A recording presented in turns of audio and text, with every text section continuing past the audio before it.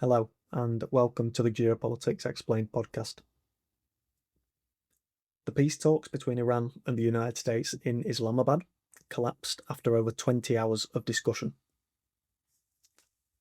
As a result, we find ourselves in an environment where the next few days will be very telling as to the direction that this conflict will head in.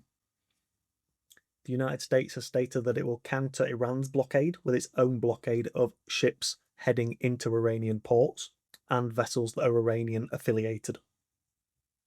The United States is also actively clearing mines in the Strait of Hormuz. Will we see Iran respond to the United States' moves in the region?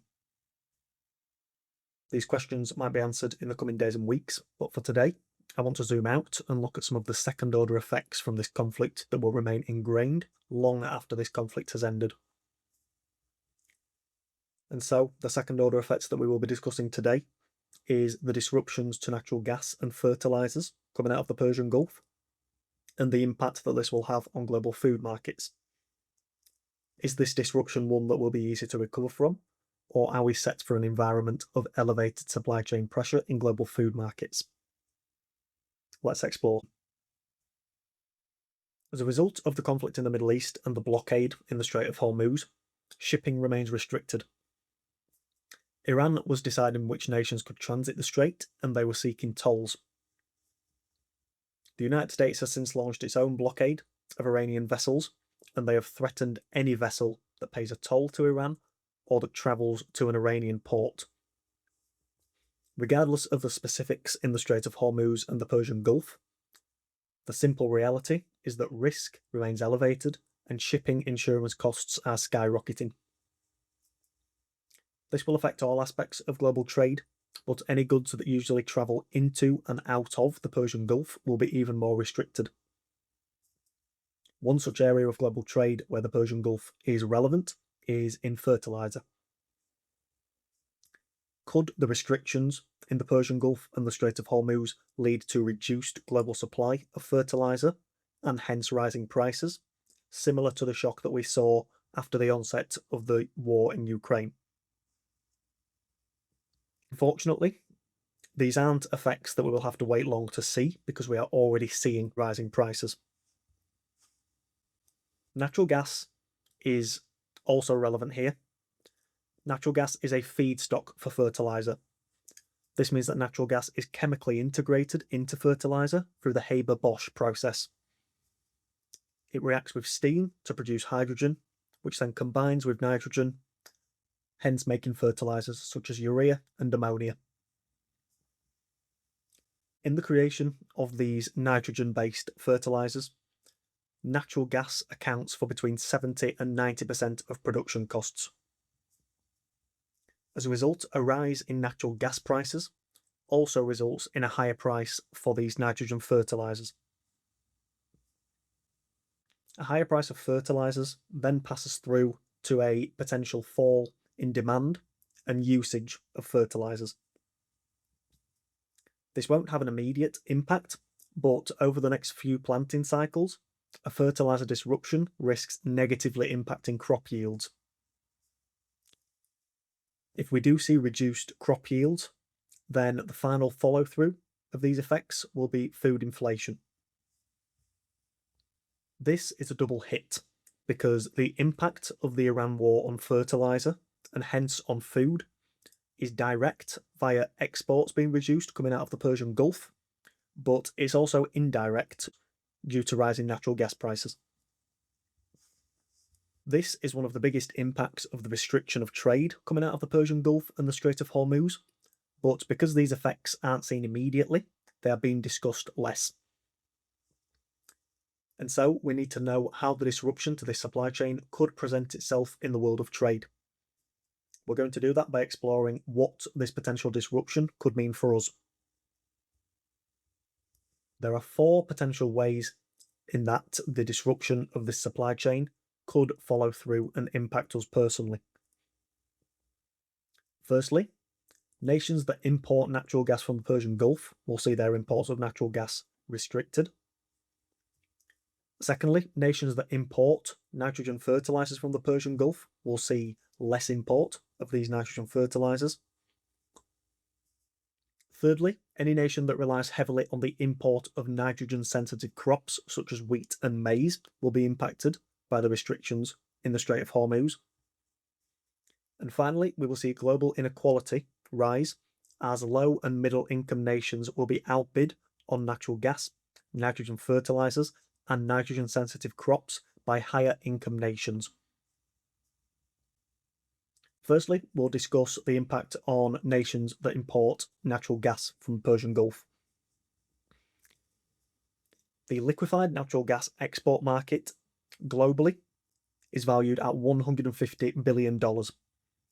And the natural gas export market in gas form is valued at $131 billion, according to 2024 data. The export of natural gas in a gaseous form is limited when it comes to the Middle East and Gulf states, but the Persian Gulf is heavily exposed to the export of liquefied natural gas. Qatar accounts for 20% of global LNG trade, and all of its ports are disrupted by the blockade of the Strait of Hormuz. Losing 20% of global LNG trade is an impact that will have global ripple effects. Also, the impacts on the natural gas market will still be felt even if the Strait of Hormuz is reopened. As a part of this conflict, Iran has been hitting energy infrastructure across the Gulf. A few weeks ago, the Qatar Energy CEO said that these attacks have wiped out 17% of Qatar's LNG capacity, and that rebuilding this capacity will take up to 5 years. So even without these attacks against energy infrastructure across the Gulf, it would have taken time to re-establish LNG exports coming out of the Persian Gulf if this blockade is lifted. However, because of the attacks on energy infrastructure, any follow-through effects due to reduced liquefied natural gas exports coming out of the Gulf should be considered as a permanent shift in LNG markets. Secondly, another negative aspect of this supply chain disruption is nations that import nitrogen fertilizers from the Middle East. The total value of global trade of nitrogen fertilizers is $28 billion US. Of the nations in the Middle East, the top 5 exporters of nitrogen fertilizers are Oman, who exports $2.2 billion, Saudi Arabia, that exports $1.4 billion, Qatar, that exports $880 million, the United Arab Emirates, that exports $678 million, and finally Bahrain, that exports $226 million. When it comes to Oman, they have ports that sit on the Arabian Sea, so they can export without being exposed to the disruption in the Strait of Hormuz. The Saudis have ports on the Red Sea, and so they can also reroute exports into the Red Sea. But for Qatar, the United Arab Emirates, and Bahrain, all of their ports are susceptible to the blockade of the Strait of Hormuz. Qatar, the UAE, and Bahrain account for 6.3% of total global exports. If we include Oman and Saudi Arabia in this calculation, these 5 nations account for 19.2% of the world's exports of nitrogen fertilizers. As a result, nations that rely heavily on Gulf exports will be hit the hardest. These nations include nations that import the most nitrogen fertilizers from the Middle East, and they are India, Brazil, Australia, Thailand, the United States, and Turkey. Other nations include Bangladesh, South Africa, and Ukraine.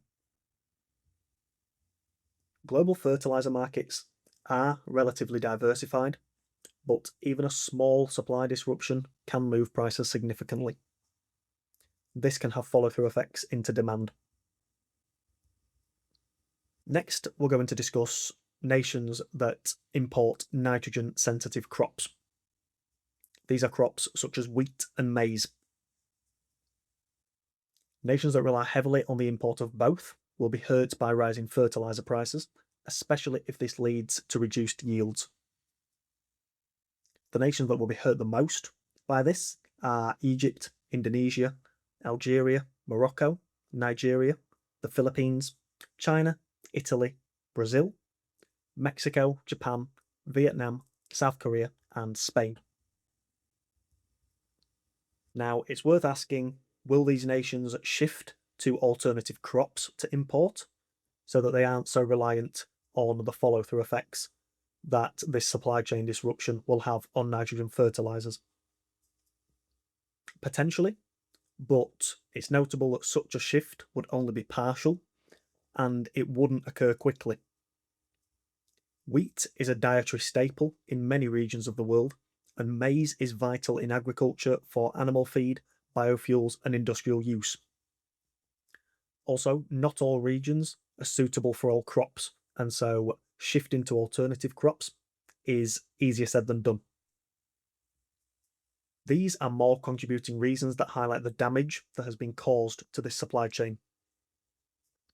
The longer that the conflict in Iran continues, and the restriction in the Strait of Hormuz, the more likely these effects are to emerge and to cause extreme damage. The worry is that because Iran isn't currently incentivized to end the conflict, and because the peace talks collapsed in Islamabad, these effects could become ingrained, and this would have a global impact. Once again, to bring up Ray Dalio, the principle that I keep referring to as we analyse the Iran war is that wars only end when there are clear winners and losers. Currently, we still don't have clear winners and losers in this conflict. The United States has attempted to block the Iranians' blockade of the Strait of Hormuz by restricting vessels travelling to Iranian ports. We will now await Iran's response and whether it is escalatory or de-escalatory in nature. And so we move forward into a geopolitical world where these extreme effects grow more likely by the day.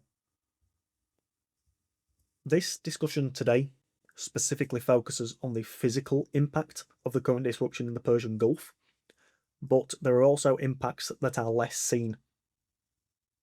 This is all in connection to the rise of a multipolar world and the rise of a world of regionalised trade, as we've been discussing over the last few months.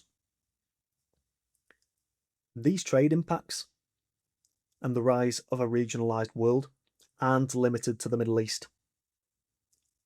When it comes to fertiliser, Russia has suspended exports of ammonium nitrate, China has blocked phosphate exports, and potash remains in short supply due to economic sanctions on Belarus and Russia. A worry is that supply chains are going to grow less efficient in a regionalised world, and we're already seeing evidence of this today. In this world, nations will also prioritise resiliency. We are seeing the rise of a regionalised world being reflected in energy prices, but this is also the early stages of a potential food shock, and we also need to be aware of this. Over the coming weeks, I'm going to discuss more of these second-order effects, such as the potential rise for great power proxy conflict, a new nuclear age, and Trump's collapsing odds in the US midterms. Over the next month, I'll also cover some topics that we haven't discussed for a while, including the Ukraine conflict, what is happening in Lebanon, and updates for what's occurring on the ground in Gaza. If these discussions sound of interest to you, keep an eye on the podcast. Episodes are released every Tuesday and Friday. That's all for today. If you enjoyed this episode, please consider leaving a review on the podcast platform of your choice. I've been Dylan, and I'll talk to you next time.